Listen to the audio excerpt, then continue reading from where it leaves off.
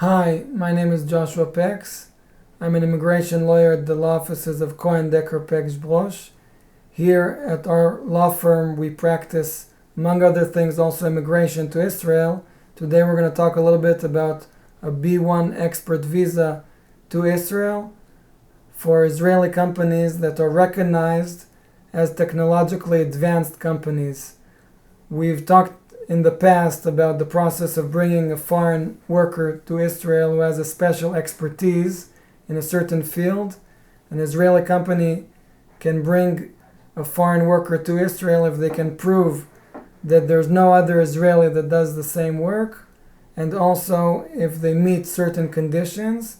Among other things, they need to pay this foreign expert worker the double of the average salary in Israel. So this is a deterrent for many companies from bringing foreign workers because they have to pay them a much higher salary. But what happened in Israel is that many of the technological companies in Israel have need for workers, and there are not enough Israelis that are engineers or programmers or have these kind of skills. So the immigration authorities in Israel made some changes and allowed bringing foreign workers to Israel for companies that are recognized as technologically advanced, even if they don't meet these criteria for bringing workers. So first of all, the first step is to get recognition as a technologically advanced company, and this is done at the National Innovation Authority.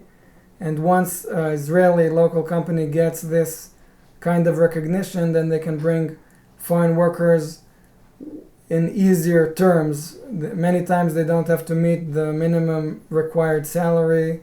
Also, big change is that the foreign worker gets the work visa, but even the spouse, even if they're not working for the same company, they can also get a B1 work visa and work somewhere else.